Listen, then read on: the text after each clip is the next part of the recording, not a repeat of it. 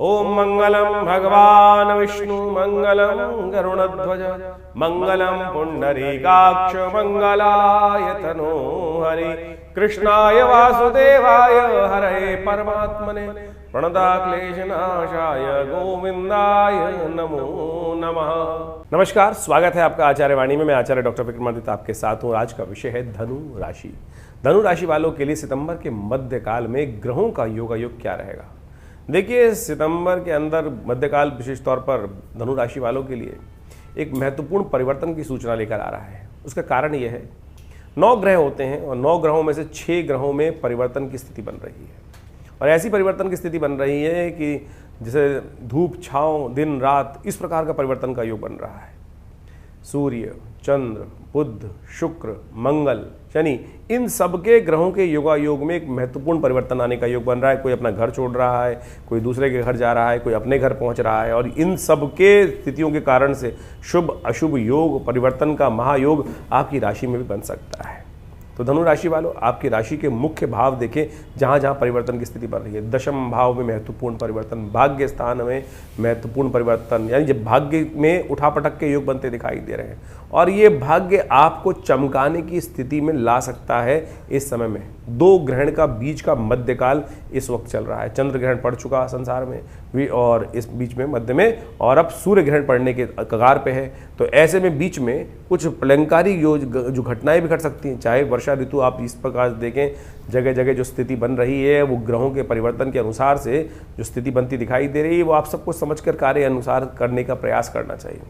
धनु राशि के दृष्टिकोण से यदि हम देखें तो ये परिवर्तन बहुत लाभदायक होता दिखाई दे रहा है। भाग्य से कुछ नए रास्ते, चमकने के रास्ते। शुक्र आपका ग्रह जो है वो परिवर्तन कर कर भाग्य में जाकर विराजमान होने जा रहा है। बुध महाराज आपके दशम राज्य भाव में सम्मानित पद को प्राप्त करने के योग बनाते दिखाई दे रहे हैं। और सबसे बड़ी बात क्या है कि शनि मंगल का एक टकराव की स्थिति बन रही है। शनि वक्री हो रहे हैं और मंगल महाराज आपकी राशि के दृष्टिकोण से उनके सम्मुख से हटकर षडाष्टक योग बना रहे हैं, जो मंगल को पूर्ण ताकत दे देंगे। और ऐसे में मंगल कहीं ना कहीं कुछ ना कुछ आपकी राशि के दृष्टिकोण से कुछ अच्छा रास्ता बनाता दिखाई देंगे। बृहस्पति पूर्ण रूप से आपको सहयोग करने का रास्ता प्रदान करते दिखाई दे रहे हैं। और जो सावधानी आपको बरतनी है, कौन से खास उपाय आपको रखने हैं कि जो इस शनि मंगल के षडाष्टक योग से आपको बचा पाए, वो बहुत ज़रूरी है। देखिए, आप समझे, बहुत सारे ग्रह परिवर्तन के भाग्य से निकलकर सूर्य बुध के साथ आदित्य योग बनाकर जो आपकी राशि के दृष्टिकोण से एक पंचमहापुरुष योग का निर्माण कर रहे हैं, वो आपके लिए कहीं ना कहीं बहुत सुंदर हो सकता है। लेकिन शनि को आपको मनाना पड़ेगा, मंगल को आपको मनाना पड़ेगा, नहीं तो ये बार बार कुछ ना कुछ उपद्रव जैसे संसार में करने वाले हैं, वैसे आपके जीवन में ना कर दें। उनसे बचने के लिए कुछ रास्ता आपको अपनाना पड़ेगा। क्या हो रास्ता है वो हम आपको बता रहे हैं। सबसे पहले हम बात कर लेते हैं 11 तारीख की। 11 तारीख बृहस्पतिवार का अवसर, चतुर्थी उस दिन विद्यमान श्राद्ध चल रहे हैं। और श्राद्ध के दृष्टिकोण से 2 श्राद्धों का योग इस दिन पड़ने वाला है। ग्रह नक्षत्रों के दृष्टिकोण से आपके लिए समय इस प्रकार का ऐसा चल रहा है ग्रह की दृष्टि से कि जिस भी कार्य में काम करोगे कोई विघ्न उपस्थित होने के योग नहीं दिखाई देते। निर्विघ्न कार्य पूर्ण होने के रास्ते दिखाई देंगे। लेकिन मन को तो समझाना पड़ेगा। मन विकार है जो अननेसेसरी कुछ ना कुछ कुट करता रहेगा, क्योंकि इन दिनों ग्रह ऐसे चल रहे हैं कि कहीं से भी कोई विस्फोट हो सकता है आपकी राशि के दृष्टिकोण से। और वो जो पूर्वाभास जो पहले आपके साथ हुआ है, उसके कारण से मन थोड़ा सा कहीं ना कहीं भयग्रसित दिखाई देता है। चिंता ना करो, ये दिन कम से कम अच्छा जाता दिखाई दे रहा है। पंचमी और चतुर्थी दोनों का श्राद्ध इस दिन पड़ रहा है। पूरे उत्तर भारत के दृष्टिकोण से ये पंचांग की गणनाएं बताती हैं। तो पूरे उत्तर भारत के अंदर ये योग इस प्रकार से रहेगा। संपूर्ण भारत के अंदर ये योग इस प्रकार से रहेगा कि चतुर्थी और पंचमी का जो श्राद्ध है इसी दिन किया जाएगा, क्योंकि मध्याह्न व्यापनी चतुर्थी भी है, मध्याह्न व्यापनी पंचमी भी है। अगले दिन पंचमी जो है वो सूर्य उदय के आसपास समाप्त हो जाएगी, मध्यकाल तक नहीं पहुंच पाएगी। इसलिए पंचमी का श्राद्ध इसी दिन कर लेना चाहिए। सर्वार्थ सिद्ध योग बना हुआ है जो दोपहर को करीब 4 बजे तक रहेगा। तो नए का मुहूर्त करने के लिए भी कुछ ना कुछ बहुत आवश्यक हो। वैसे चतुर्थी और पंचमी के दिन, चतुर्थी के दिन नहीं करना चाहिए, शैत तिथि मानी जाती है। तो ऐसे में रिक्ता तिथि मानी जाती है, तो रिक्ता तिथि के दिन कुछ योग इस प्रकार का नहीं बनाना चाहिए। फिर भी बहुत आवश्यक हो तो सर्वार्थ सिद्ध योग का लाभ ले सकते हैं। आपकी राशि के दृष्टिकोण से इस दिन का प्रभाव आपने समझा। 12 तारीख को भी जान लेते हैं। 12 तारीख शुक्रवार का अवसर और पंचमी तिथि इस दिन उदया तिथि के रूप में विद्यमान है। षष्ठी का श्राद्ध इस दिन किया जाएगा। ग्रह नक्षत्रों के दृष्टिकोण से समय थोड़ा हल्का दिखाई देता है। मनोमस्तिष्क में जो सुबह सुबह काम पूरा जल्दी जल्दी कर लोगे तो अच्छा है, लेकिन दोपहर के बाद कहीं ना कहीं स्वास्थ्य पर अननेसेसरी की एंजाइटी, मानसिक तौर पे कुछ ना कुछ परेशानी, कुछ विचार कहीं ना कहीं आपको परेशानी में डाल सकते हैं। तो इसलिए अपने विचारों को थोड़ा ध्यान रखते हुए कार्य करें और कहीं ना कहीं से कोई ना कोई नया जो समस्याएं सिर उठाने की तरफ जाती दिखाई दे रही हैं। आने वाले 2-3 दिन खासतौर पे आपको सावधान होकर काम करने की ज़रूरत है। शुक्रवार है, कोशिश ये करें इस दिन गाय के दूध से खीर बनाकर उसका दान करने का प्रयास करें, उसको भगवान को भी अर्पित करने का प्रयास करें, वो अच्छा रहेगा। पितरों के निमित्त खीर का इस दिन गाय के दूध से बनी हुई खीर अवश्य लोगों को वितरित करने का प्रयास करें। गाय के निमित्त डाल दें, गाय को थोड़ा सा एक विशेष तौर पर चारा देना, गऊ को ग्रास देना पितरों के निमित्त शांति को देने वाला बहुत सुंदर उपाय है। इसको अवश्य करने का प्रयास करें। 13 तारीख की बात कर लेते हैं। शनिवार का दिवस है। सप्तमी तिथि इस दिन क्षय हो जाएगी। षष्ठी उदया तिथि है, अगले दिन सप्तमी नहीं जा रही है, तो संपूर्ण भारत में सप्तमी क्षय रहेगी इस दृष्टिकोण से। वहीं बाहर के देशों में यदि देखा जाए तो अमेरिका इत्यादि, यूरोप इत्यादि में सप्तमी पूरी तरह से उस दिन व्याप्त है। तो सूर्योदय के काल में वहाँ भारत से आगे चलते चलते सप्तमी आ जाएगी, तो उस दिन सप्तमी का श्राद्ध यह भारत में भी रहेगा, बाहर भी सप्तमी का श्राद्ध जो है वो 13 तारीख के दिन प्रशस्त दिखाई देता है। ग्रहों का परिवर्तन एक विशेष तौर पर समझने का प्रयास करें। इस दिन बहुत बड़ा परिवर्तन होने जा रहा है।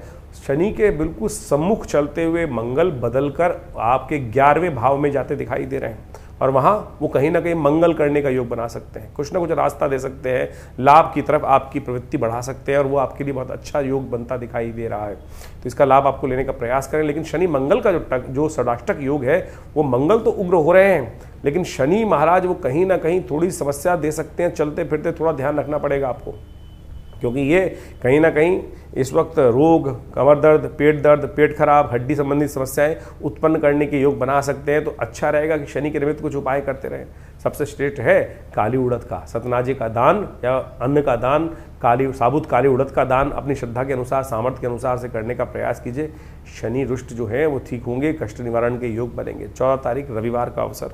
अष्टमी तिथि शुद्ध रूप से व्याप्त है। अष्टमी का श्राद्ध इस दिन किया जाएगा और इस दिन एक ग्रह का परिवर्तन और हो रहा है। शुक्र आपके भाग्य में पहुंचते दिखाई दे रहे हैं। शुक्र के साथ बुध भी वहीं विराजमान है, सूर्य भी वहीं विराजमान है, लेकिन बुध अस्त है। लेकिन शुक्र पूर्ण शक्ति के साथ भाग्य में बैठकर सूर्य के साथ एक अच्छा योग बनाते दिखाई दे रहे हैं। नई अपॉर्चुनिटीज़ आपके समक्ष आ सकते हैं, शत्रु भी आपके समक्ष नतमस्तक होने के योग बना सकते हैं। लेकिन चंद्रमा खराब है, चंद्रमा बहुत खराब है, इसका ध्यान रखना पड़ेगा आपको। अष्टमी तिथि है, चंद्रमा खराब चल रहे हैं, तो कोशिश करें चंद्रमा को थोड़ी शक्ति देने का प्रयास करें। दिन थोड़ा चंद्रमा के दृष्टिकोण से हल्का दिखाई दे रहा है, मन को साधें, उसके लिए एक काम करने का प्रयास करें।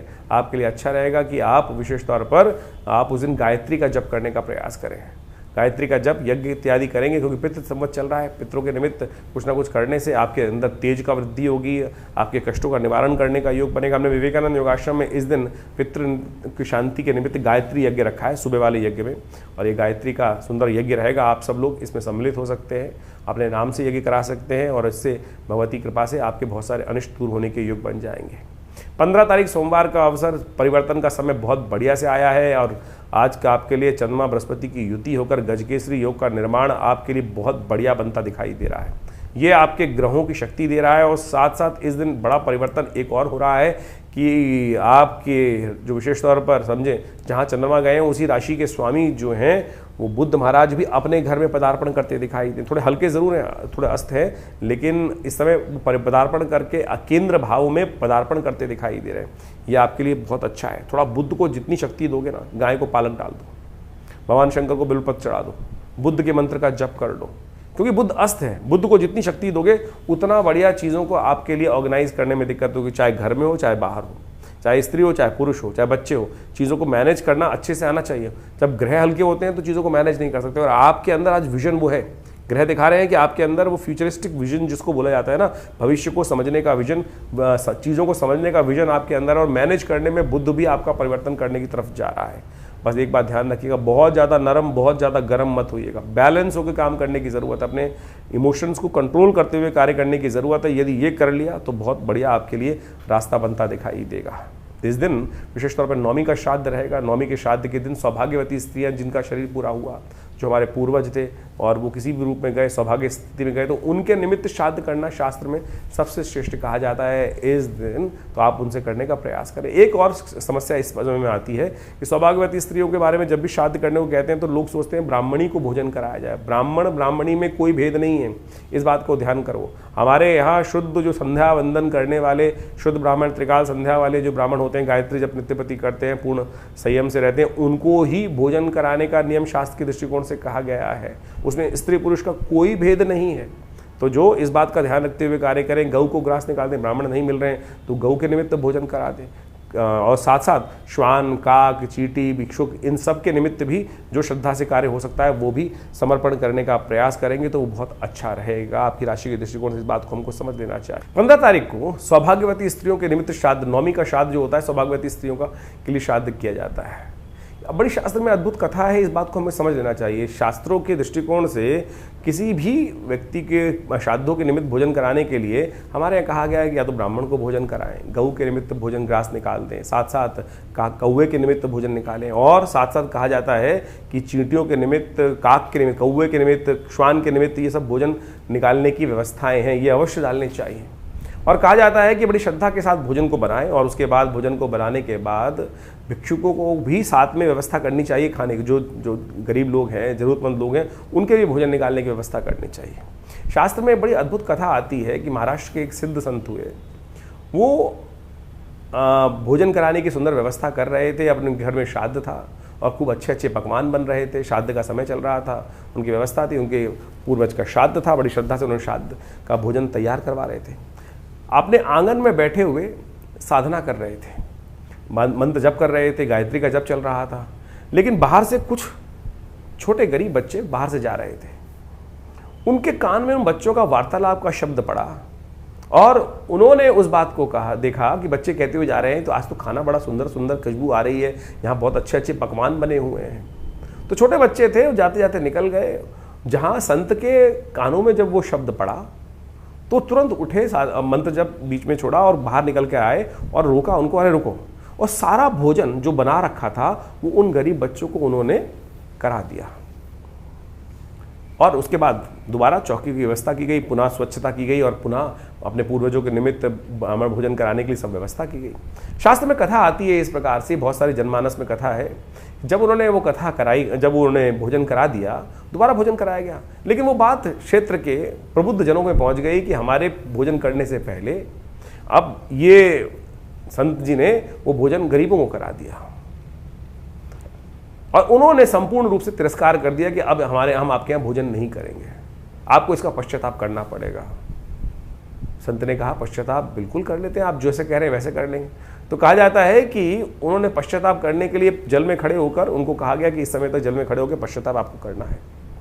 दूर कहीं घटना घटती है कि एक किसी व्यक्ति को स्वप्न में आते हैं कि वहाँ बैठे हुए एक संत पश्चाताप कर रहे हैं और उनको कोढ़ था, और वो कोढ़ी जो व्यक्ति था उसको स्वप्न आया कि वहाँ जाकर उनसे कहना कि जो आपने पुण्य किया है वो जल आप पे डाल दे तो ये आपका रोग ठीक हो जाएगा। वो कोढ़ी भगवान से प्रार्थना करता था कि भगवान मेरा रोग ठीक करो, मेरा रोग ठीक करो। भगवान ने स्वप्न में सपने दिए, दर्शन दिए, और संत के दर्शन करके जब वो पहुंचते हैं संत दर्शन करने के लिए, वो पश्चाताप पूरे गांव के समाज के समान सामने वहाँ कर रहे थे। और उन्होंने कहा उस संत से कि महाराज आप पश्चाताप कर रहे हो तो आप एक काम करो, जो आपने कर्म किया है, मुझे ऐसे स्वप्न में भगवान ने दर्शन देके कहा है कि आपका पुण्य जो है वो मुझे दे दें। उन्होंने महाराज कहा मैंने तो कोई पुण्य ऐसा मेरे ज्ञान के अनुसार से तो नहीं किया। संत ज्ञानेश्वर ने वहाँ पर इस भाव को रखा और संत ज्ञानेश्वर ने अपने उस मंत्र से अभिमंत्रित जल के बोले मैं ठीक है आपको पुण्य दे देता हूँ। मेरे अनुसार तो मेरा कोई ऐसा पुण्य करने का मन नहीं था, कोई ऐसा पुण्य करने की इच्छा से मैंने ये कार्य किया हो, मुझे लगा ठीक है, लेकिन फिर भी अगर आपकी इच्छा है तो मैं इसका पुण्य आपको जल छिड़क लेकर अभिमंत्रित कर कर उन्होंने उसको दे दिया पुण्य। कहा जाता है कि उसका कोढ़ वहीं ठीक हो गया। तो ये आप माने शास्त्र में आज से 200 साल पहले की कथा है, घटना है, और संत ने, ज्ञानेश्वर जी ने ये घटना उनके जीवन काल में, उनकी जीवनी में ये बात लिखी हुई। तो आप समझें कि हम कोई भी भेद नहीं है संसार में किसी भी दृष्टिकोण से। कुछ तथा कथित तौर पे समाज में बहुत सारी भ्रांतियाँ उत्पन्न हो जाती हैं। तो सौभाग्यवती इस दिन विशेष तौर पे भोजन जो करा रहे हैं गरीबों को, कैसे भी भोजन यथाउचित भाव से कराने का प्रयास करें। आपके पितृ संतृप्त होंगे, बिल्कुल उनको वो आपको आशीर्वाद देंगे। इस बात का हमको ध्यान रखना चाहिए। तो श्रद्धा का समर्पण है, श्राद्ध जो है ना श्रद्धा का समर्पण है। श्रद्धा भाव से इस कर्म को आप अवश्य करने का प्रयास करें, कल्याण होगा। भगवती कृपा से कष्ट दूर होने के योग बन जाएंगे। तो धनु राशि वालों, 16 तारीख का दिन आपकी राशि के दृष्टिकोण से किस प्रकार का रहेगा जान लीजिए। मंगलवार का दिवस है और उस दिन दशमी तिथि व्याप्त है। दशमी तिथि के साथ साथ दशमी का श्राद्ध भी उस दिन रहेगा। एक महत्वपूर्ण ग्रह का परिवर्तन, आपके केंद्र के स्वामी बुद्ध महाराज जो हैं आपके केंद्र में ही आ रहे हैं। राजयोग आपकी राशि में निर्माण करते दिखाई दे रहे हैं स्वयं, लेकिन थोड़े अस्त हैं, कमजोर स्थिति में है। ऐसे में यदि आपने आने वाले समय कुछ समय तक बुद्ध को ताकत दे दी, हर रोज़ कुछ हरी चीज़ों का दान, विशेष तौर पर गाय को पालक इत्यादि का दान, बुद्ध के मंत्र का जप, और सबसे बड़ी बात वाणी पर संयम। बुद्ध जब को शक्ति खत्म तभी होती है, बुद्ध की विशेष तौर पर कहा जाता है कि जब वाणी का सम्मान खत्म, वाणी पर संयम खत्म हो जाए, अपशब्द मुख से निकलने लगे, नेगेटिव बात मुख से निकलने लगे, तो बुद्ध और खराब हो जाता है। ऐसे में बुद्ध को थोड़ा ताकत देने का प्रयास कीजिए। चमत्कार देख लीजिए, चीज़ें आपके फेवर में कई दिनों तक रहने के योग बनाते दिखाई दे रहे हैं। इस दिन मंगलवार है, श्राद्ध का अवसर चल रहा है और शनि मंगल का टकराव चल रहा है। ये स्थिति ठीक नहीं है, तो इसके निमित्त तो कुछ ना कुछ उपाय आपको करते रहना चाहिए, क्योंकि ये कहीं ना कहीं बार बार कभी तकता कभी तकत। जब शनि मंगल का टकराव कुंडली में चल रहा होता है, समय में चल रहा होता है, जिनकी कुंडली में होता है, तो बड़ा अजीब सा ग्राफ, ऐसा ग्राफ नहीं होता ऊपर वाला, ये ऐसे ऐसे ऐसे ऐसे कभी तकता कभी तकत की स्थिति बार बार ग्रह बनाते रहते हैं। हनुमान जी की आराधना करें, हनुमान जी की आराधना से दोनों ठीक होंगे, शनि भी ठीक होंगे, मंगल को भी ताकत मिलेगी, शनि शांत भी हो जाएंगे। हमने इसी चीज़ को समझते हुए इस दिन आश्रम पर पितृ पक्ष भी चल रहा है, तो गायत्री का, मंगल ग्रह की शांति के महायज्ञ, शनि ग्रह शांति महायज्ञ का सुंदर आयोजन किया है। आप भी इसमें सम्मिलित हो सकते हैं। सुंदरकांड का पाठ रहेगा, समामणि का भोग रहेगा, तो आप भी अपने नाम से भी करा सकते हैं। और सुंदरकांड का पाठ हमेशा लाभ ही लाभ देता है। जो कहा जाता है ना कि इस संसार में भवसागर को पार करने के लिए राम नाम जो है वो संपूर्ण रूप से, सुंदरकांड का पाठ भगवान का स्तवन करने का सबसे सरलतम तरीका है, सरलतम तरीका है। तो इसका हमने आश्रम पर नित्य प्रति व्यवस्था करी, हर मंगलवार के दिन व्यवस्था रहती है, आप भी उसमें सम्मिलित हो सकते हैं। शाम को 6 बजे से लेकर रात्रि में 10 बजे तक भंडारे के साथ सुंदर कार्यक्रम रहता है। साधारण निमंत्रण हम आपको समय समय पर देते रहते हैं। 17 तारीख बुधवार का अवसर, एकादशी तिथि विद्यमान है और ग्रहों के नक्षत्रों के दृष्टिकोण से समझे महत्वपूर्ण परिवर्तन ग्रहों का होने का योग बनता दिखाई दे रहा है। जो ग्रहों का परिवर्तन है, सूर्य भी परिवर्तन की तरफ जा चुके हैं। समझे, सबसे बड़ा परिवर्तन जो हो रहा है अभी मंगलवार को जो होकर चुका है वो है सूर्य का परिवर्तन।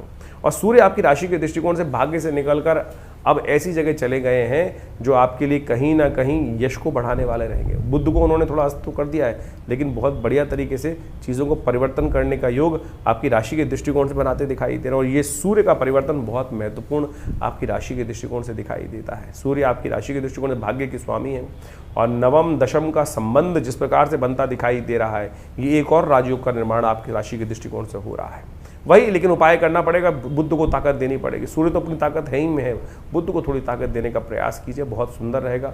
आप इस संक्रांति के सुंदर अवसर पर, जैसे संक्रांति का जो योग बना विशेष तौर पर 16 तारीख को योग था, उस दिन विशेष तौर पर क्या करें, आप हरी चीज़ों का दान करने का प्रयास करें। सतनाजे में विशेष तौर पर मूंग की साबुत वाली दाल का दान करने का प्रयास करें, गौ सेवा करने का प्रयास करें, गाय को पालक इत्यादि डालने का प्रयास करें, गाय को चारे की व्यवस्था करने का प्रयास करें। सूर्य को बल मिलेगा, आपके रुके हुए काम को पूर्ण करने में बहुत शक्ति प्राप्त होगी। इस दिन एकादशी है, ध्यान रखें, गौ सेवा बहुत सुंदर है। इस दिन इंद्र एकादशी का सुंदर योग पड़ रहा है और कहा जाता है कि एकादशी के दिन भगवान की व्यवस्था यदि हम करें, शादी चल रहे हैं, ब्राह्मण भोजन तो करा नहीं पाएंगे, तो कोशिश ये करें, इस दिन सूखा ही अन्न देने का दान व्यवस्था होती है, तो कोशिश ये करें साबुत मूंग की दाल, अन्न इत्यादि समस्त दान करने का प्रयास करें। आपके ग्रहों का भी उपचार होगा और बहुत सारी समस्याओं का भी निदान होगा। एक काम करें, गाय के गौशाला में जाकर कुछ फल इत्यादि ले जाकर, अन्न ले जाकर, उसका पिंड बनाकर फिर सूंघ कर अपना उस पूर्वज का ध्यान करते हुए उस गौ को ग्रास दे दें, वही सुख प्राप्त होने के योग बनेंगे, पितृ तप्त होंगे, आपके कष्ट दूर होने के योग बनेंगे। व्रत रखें इस दिन, क्योंकि ये इंद्राणी व्रत समस्त पापों को नाश, जो इंद्राव्रत जो एकादशी है वो समस्त पापों को नाश करने वाली मानी जाती है। तो ऐसे में समस्त कष्टों का निवारण करने के लिए स्थिति का सुंदर लाभ आपको लेने का प्रयास करना चाहिए। ग्रह परिवर्तन की तरफ चले गए हैं और ये थोड़ा सा आपके लिए मन को थोड़ा सा आश्वस्त करने में कमी लाते दिखाई दे रहे हैं। भगवान शालिग्राम की पूजा करने से उसमें भी लाभ प्राप्त होगा। भगवान का चरणामृत ग्रहण करने से चंद्रमा को भी शक्ति प्राप्त होने के योग बन जाएंगे, क्योंकि चंद्रमा जो है भगवान के संबंधी हैं, साले ही हैं। तो भगवान विशेष तौर पर जब भगवान की प्रार्थना करेंगे तो वो भी प्रसन्न होंगे, उनके कष्ट भी दूर कर, वो भी उनको शक्ति प्राप्त करने के योग बन जाएंगे। 18 तारीख बृहस्पतिवार का अवसर, द्वादशी तिथि विद्यमान है और इस दिन द्वादशी का श्राद्ध रहेगा, सर्वार्थ सिद्ध योग भी रहेगा। ग्रह नक्षत्रों के संबंध में आप समझ लें एक बात, महत्वपूर्ण परिवर्तन होकर चुका है। कई सारे बड़े ग्रह एक साथ परिवर्तन की तरफ गए हैं और इसका संसार में प्रभाव भी उत्पन्न, उठापटक भयंकर होने के योग दिखाई देते हैं। शनि मंगल का टकराव अपने आप में ऐसी जगह है और आपकी राशि के दृष्टिकोण से इस वक्त बृहस्पति का ऐसा योग चल रहा है जो कहीं ना कहीं बार बार कोई ना कोई उपद्रव कभी ना कभी उत्पन्न करता ही रहेगा, इसलिए आपको सावधान होकर चलने की ज़रूरत है। बहुत ज़्यादा आश्वस्त, नुकसान नहीं होगा ये भी गारंटी है, लेकिन कुछ ना कुछ दिमागी तौर पर कुछ फितूर परेशानी लगातार कुछ ना कुछ ऐसे ना वैसे न तैसे कैसे ना कैसे आपके समक्ष आती रहेगी। तो एक छोटा सा उपाय बताते हैं आपको, वो करने का प्रयास कीजिए। इन दिनों बारिश तो हो ही रही होगी थोड़ी सी, थोड़ा सा पानी भर के रख लीजिए, ये पूरे वर्ष काम आने वाला है उपाय आपके लिए। बारिश का पानी उठा के रख लीजिए एक बंद डब्बे में, और जब भी कहीं बाहर जा रहे हो उसको अपने ऊपर हल्का सा आच्छादित करके तब निकला करें। ये आपको कहीं ना कहीं आपके जीवन में आ रहे अप्रत्यक्ष कष्टों से, प्रत्यक्ष कष्ट हो अप्रत्यक्ष कष्ट दोनों होते हैं, उनसे रक्षा करने का योग बनाएगा। दिव्य उपाय है, कर लीजिएगा, कल्याण करने का योग बनाएगा। 19 तारीख शुक्रवार का अवसर, त्रयोदशी तिथि विद्यमान है और इस दिन ग्रहों के दृष्टिकोण से महत्वपूर्ण परिवर्तन का योग बन रहा है। आपका जो ग्रह है परिवर्तन कर कर बहुत जल्दी तरीके से शुक्र के साथ एक अद्भुत योग बनाने जा रहा है। शुक्र केतु बुध ये तीनों के तीनों जो ग्रहों की युति आपकी राशि के दृष्टिकोण से भाग्य में हो गई है, ये आपके भाग्य में 4 चांद लगाने के योग बनाती है, नए संपर्कों को स्थापित करने के योग बनाती है। भाग्य से कहीं ना कहीं धर्म का जागरण होता दिखाई दे रहा है। सदमार्ग पर ऐसा योग बनेगा कि सबकी सेवा करने वाला भाव मन में कहीं ना कहीं उत्पन्न होगा, वो कहीं ना कहीं आपको सुख भी देने का योग बनाएगा। प्रदोष है इस दिन, शुक्र प्रदोष है, सांसारिक इच्छाओं को पूर्ति करने का एक सुंदर योग बन रहा है। कहा जाता है कि इस योग में शाम के समय सूर्यास्त के बाद भगवान शंकर को जो इत्र से सुगंधित द्रव्य से स्नान कराता है, अभिमंत्रित जलों से गंधोदक से भगवान को स्नान कराता है, उनकी संसारिक इच्छाओं को पूर्ण करने के सुंदर योग बन जाते हैं। तो इस स्थिति को जाने मत दीजिएगा, शाम के समय अवश्य भगवान के चरण पकड़कर पखार कर उनका सुंदर स्तवन। कहा जाता है भगवान शंकर गणों के साथ शाम के प्रदोष काल में संसार का भ्रमण करते हैं और जो उनकी आराधना करते मिलते हैं उनकी मनोकामना सिद्धि का योग दे देते हैं। विश्वास रखिए, ग्रह ऐसे हैं, कितने सुंदर सुंदर राजयोग का निर्माण आपकी राशि में चल रहा है, तो क्यों चिंता करते हो। भगवान रक्षा करेंगे, आपकी समस्त कष्टों को निवारण करने का योग बनाएंगे।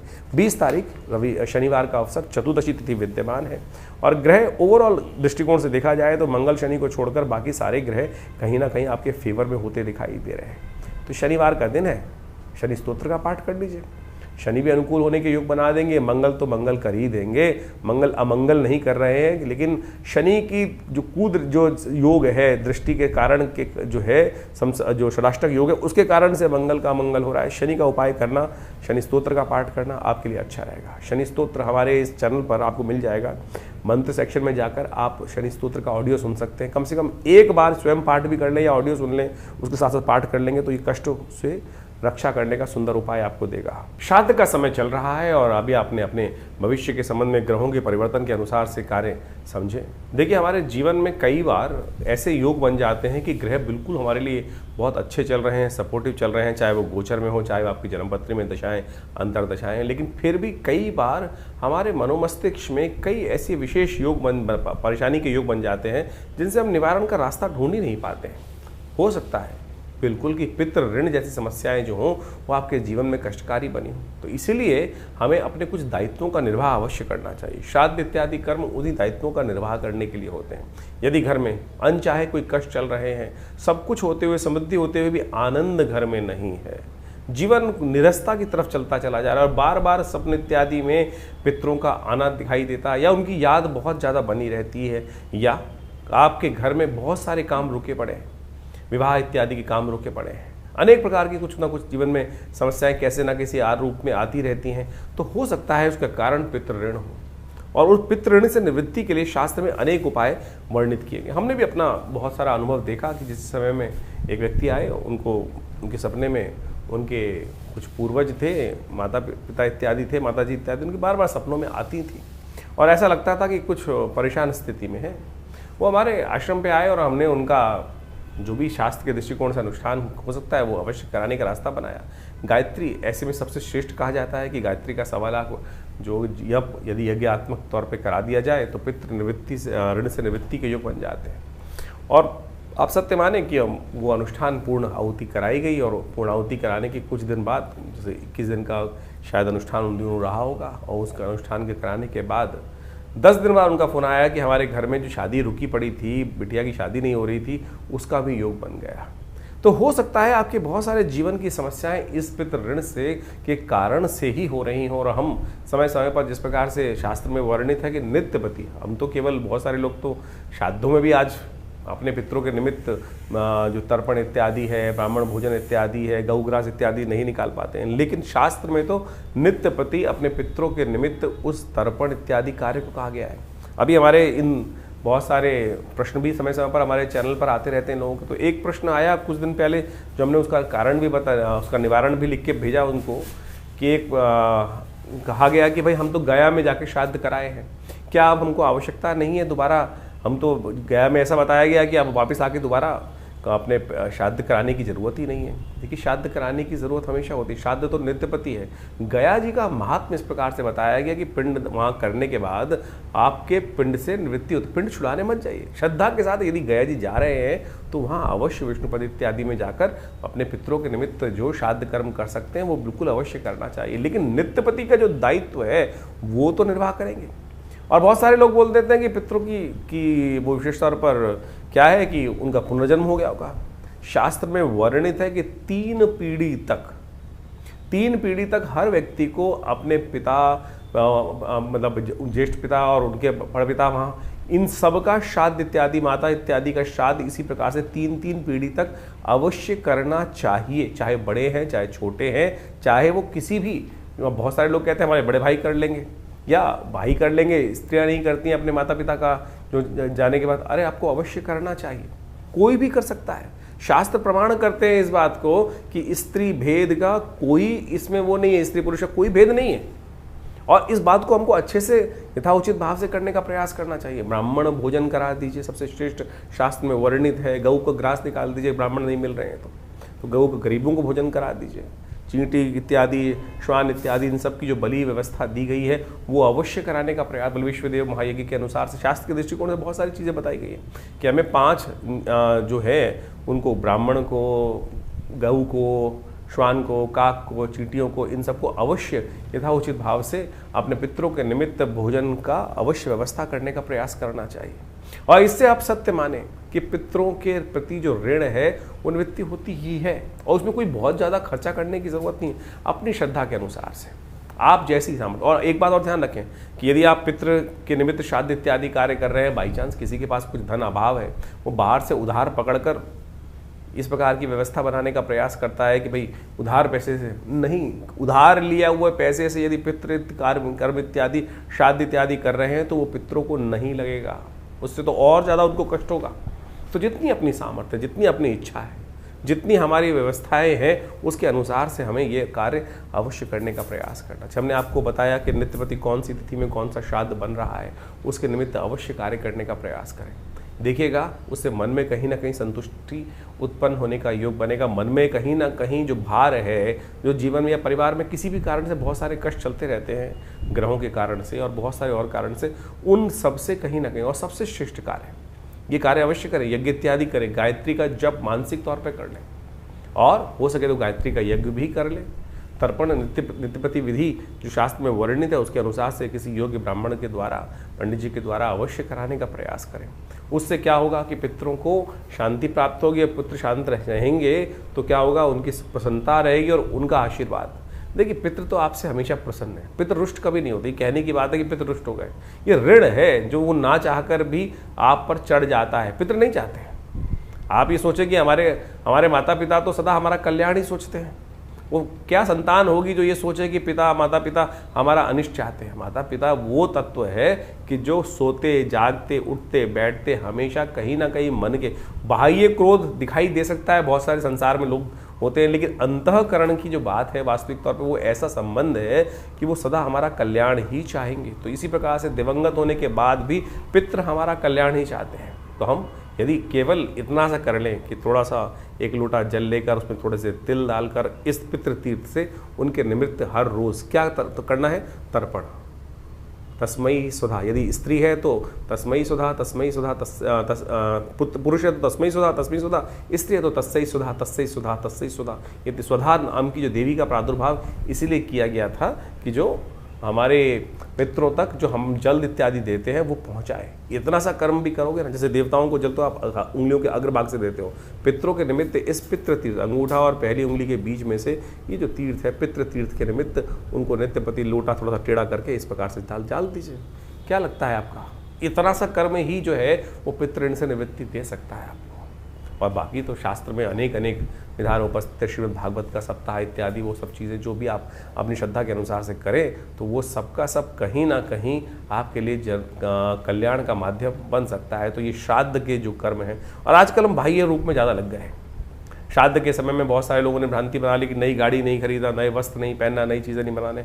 हमने इस आपको आज के अपने जो कार्यक्रम के अंदर इस वक्त जो बताया, हर रोज़ की मुहूर्त बताया आपको, सर्वार्थ सिद्ध योग, रवि योग इत्यादि योग, ये किस लिए बने हैं? योग तो निषेध नहीं है ना।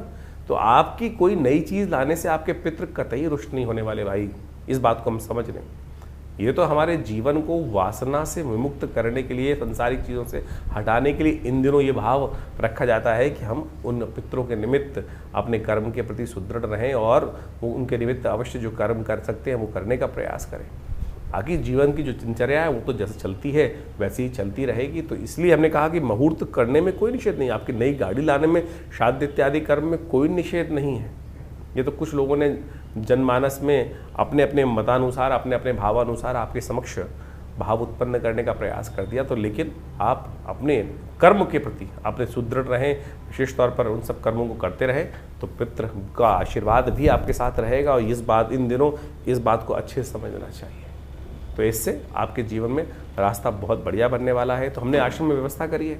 बहुत सारे लोग हैं जो आज विदेश में रहते हैं, उनके लिए बहुत सारी व्यवस्थाएं नहीं हो पाती हैं, लोग दिक्कत करते हैं, समझ नहीं पाते हैं किस प्रकार से करें। तो यहाँ हमने गायत्री यज्ञ, तर्पण इत्यादि और समस्त ब्राह्मण भोजन इत्यादि की सुंदर व्यवस्था करी है। जो लोग नहीं कर पाते हैं अपने घर में, वो यहाँ पर आश्रम से उन सुविधाओं का लाभ लेकर अपने पितरों की पितृ से निवृत्ति के लिए, पितरों की आत्म शांति के लिए जो नित्य प्रति यज्ञ चलता है पूरे श्रावण, पूरे श्राद्ध के महीने में जो समय में, तो आप उसका लाभ लें। और जाकि विशेष कोई जानकारी है तो व्हाट्सअप कमेंट बॉक्स में जाकर आप हमारे को प्रश्न भी भेज सकते हैं, हम उनका निवारण देंगे, चैनल पर भी लिख सकते हैं।